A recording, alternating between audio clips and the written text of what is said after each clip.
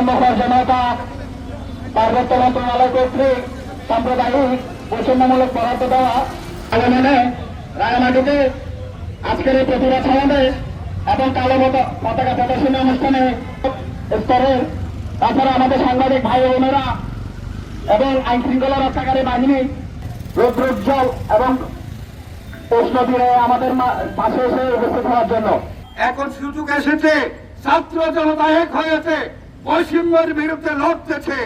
আমরাও আগামীতে আমাদের কথা যদি না শুনেন আমরাও রাজপথে নামবো।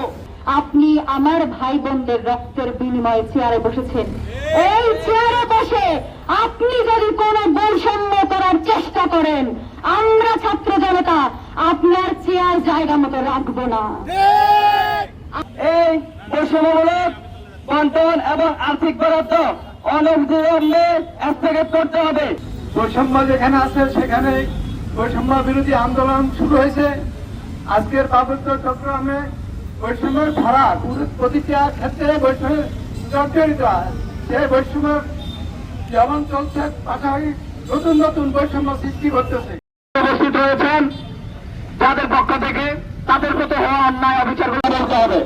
আজকে এই প্রোগ্রামের পর আমার কি অবস্থা হবে আমি জানি না, হয়তো দুদিন পর খবর আসবে এই পার্বত্য জুলাই রাঙামাটি পার্বত্য জেলা শাখার বিপ্লবী যুগ্ম সদস্য সচিব বাধা হয়েছে, বাসুদ এবং যারা রয়েছে বৈষম্য করে দিচ্ছেন, এসব চলবে না। আপনি তাদের টাকায় কিন্তু ব্যক্তি বা জনগোষ্ঠীকে একাধিকবার বরাদ্দ দেওয়া অনৈতিক প্রবণতা বন্ধ করতে হবে।